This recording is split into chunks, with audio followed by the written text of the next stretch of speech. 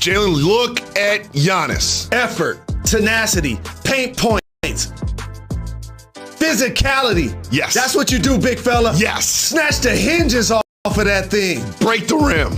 We going game 7. Let's get it. Let's go.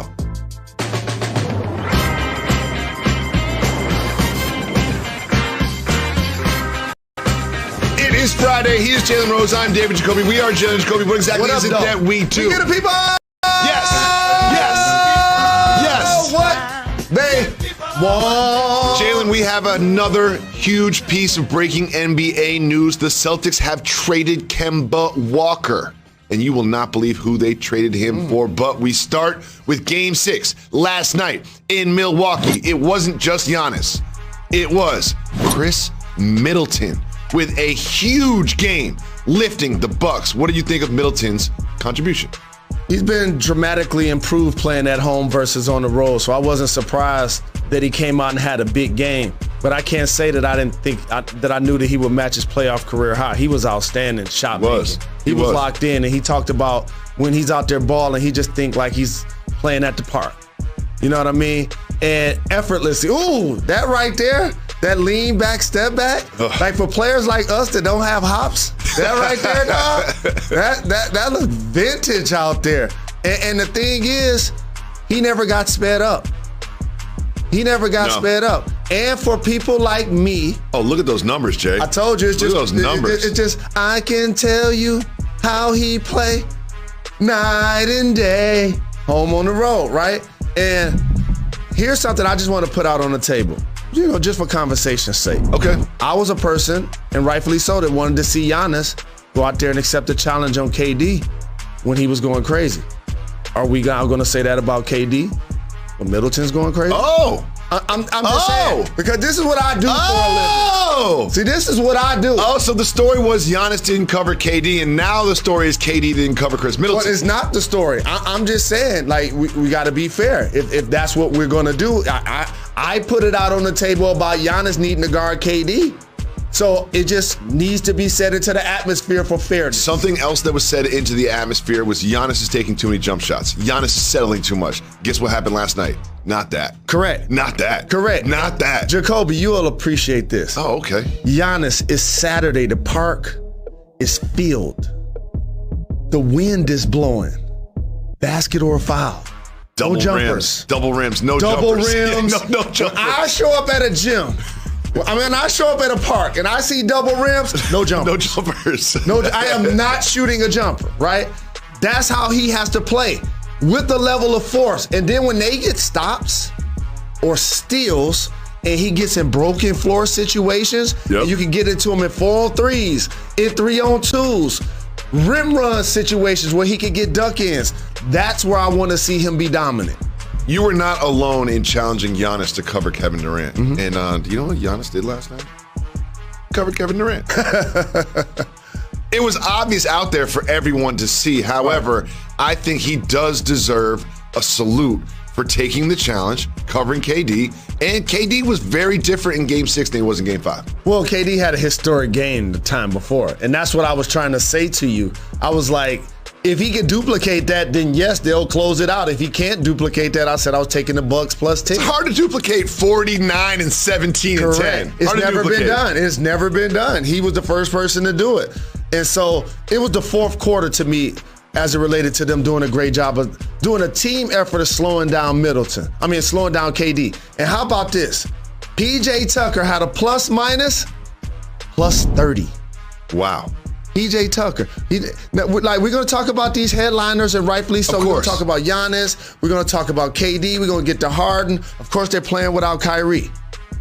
But PJ Tucker has been a revelation for this team. And so the way Middleton has been played offensively, that's what Tucker brought to the core of the team defensively. And lastly, Drew Holiday got over 20. They needed those buckets. If I'm the Bucks, I'm concerned. Can I tell you why I'm concerned if I'm the Bucks?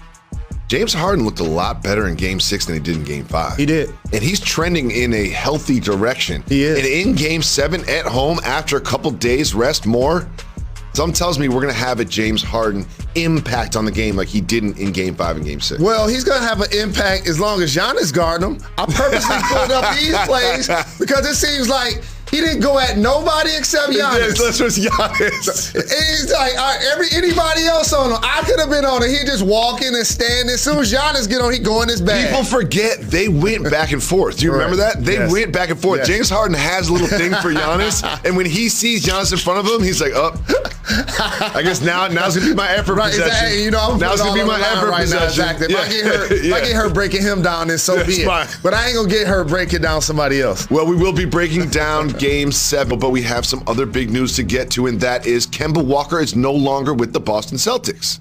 He has been traded for Al Horford. Al Horford, who is returning to the Celtics after literally not playing for the Thunder.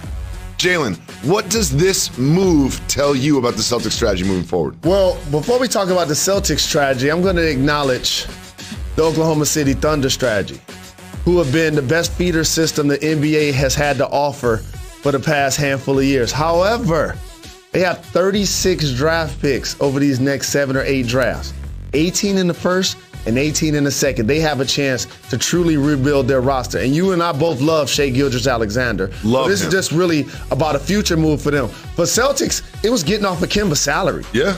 And it was getting him off the ball. That's really all this move was about. Al Horford, when the Celtics were at their best like a handful of years ago when Isaiah Thomas was their leading scorer, Al Horford led the team in assists. And also he's going to bring you some quality leadership in the locker room. So I like this move for the Boston Celtics. This, to me, isn't about what happens on the basketball court. This is about what happens on the spreadsheet. This is about contracts and movement and then getting off of Horford's deal eventually quicker than you can get off Kemba's. But I don't see this being great for the Celtics. Like, I don't think Al Horford's all of a sudden going to show up and be the Al Horford that you mentioned 4 years ago. The whole goal was to get off of Kemba. Remember, they had Isaiah Thomas. They had Kyrie Irving. When Kyrie does not decide to stay, they went in scramble mode. They sure did. And so instead of it being a big 3 in Boston, it's a big 3 with the Nets. Jalen, the Thunder have 3 first-round picks this year. They're basically going to be like a college team. They're going to be a college team next year. And as you mentioned, over the course of the next 3 years, they're truly tearing everything down to rebuild it. And around 2025, 2026, they're going to be in the conversation. There is a conversation to be had about what is happening in Dallas. There was the Athletic article a few days ago, and then Donnie Nelson yesterday. And today the news is what, Mr. Rose? You know how much I love Rick Carlisle. He was the associate head coach with the Indiana Pacers while I was there. He was a guy that helped me learn how to watch film, show me how to come off screens and really work with my game. You have never fixed your lips and said anything critical about Rick Carlisle? Nah, dog. Ever? Nah, dog, because I remember those times 2, 3 in the morning, we on the road drinking red wine. I'm in this room learning the game. So that's my guy. He's a basketball genius, and he walks into an office and he says, hey, Mark Cuban, you know I had your ear for almost the last 15 years, 13 seasons, right? Yep. But I know Luka got your ear now. That's just how this game works. And so to me, when you see the Mavs making moves, it has to be because Luka's in one ear telling Mark Cuban, these are the things that will make me re-sign. If you're Mark Cuban, the only thing you're making moves on your chessboard to do right now is to get Luka to re-sign. Yep. And if you're Rick Carlisle, you know what you can do? There's 7 vacancies. 7 open jobs right now. And let's talk about a couple of those jobs. I mentioned his ties to the Indiana Pacers. Do they have a coach? No. Okay, so I wouldn't be surprised if he's not tied to that job. Secondly, where did he play primarily and win a championship with Larry Bird? The Celtics. Correct. Do they have a head coach? They don't have a head coach. Interesting. And I'm pretty sure they're going to want an experienced coach because when you have Tatum and Brown and you're playing under the lights of Red Auerbach and the banners of Bill Russell, it's going to be championship or bust mentality. And so I would not be surprised if 3-2-1, we start looking down at the ticker and Woj just tweeting that he's affiliated with not only both of those jobs, but if I'm the Celtics, I go ahead and get it done. Jalen, not only do we have a big trade, not only do we have a new interesting head coaching vacancy, but we have some news about Zion Williamson. Apparently, he has some family members that are unhappy with the Pelicans, jeopardizing his future with the team that drafted him number 1. What do you think about this? I don't think this is fair to Zion and his family members. Oh! Because we're not talking about Luka's family members being unhappy. We're talking about him being unhappy. And who does Zion's parents take cues from? The person in uniform. That check is in his name, okay? And the difference in their situations is this.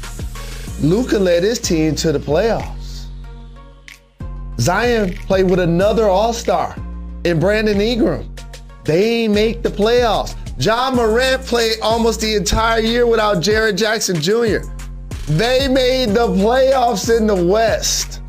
So, of course, Zion is unhappy with them not making the playoffs. They didn't even make the play-in. Correct. Like, they didn't make the play-in. And you know what? Zion should be unhappy. Correct. Look at their roster. Correct. I'd be unhappy, too. Steven Adams, Eric Bledsoe. Like, look at their roster and then look at their performance. Like, I would be unhappy as well. For me, it's defense. Mm-hmm. This team in the bubble, it was just a turnstile to the basket. It was like, go ahead. And that was the problem in the bubble. Did they improve on that next season? So I got an unpopular opinion. What's that?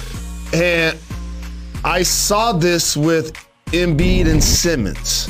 I'm just going to put this out there. I wish Zion and Ingram were more compatible, offensively and defensively. Let me tell you why. The last 5 minutes of the game, Zion's either going to be your biggest or your second biggest guy out there. You know what he isn't? A defender in the paint at the rim. Ooh. And you know what Brandon Ingram isn't? Physical. He's a thin player. He's just a thin guy. And so now when these 4s and 5s in the West come barreling in town, and all of these guards with all these dribble, drive, handoff, and give and go actions, that's why they get scored on.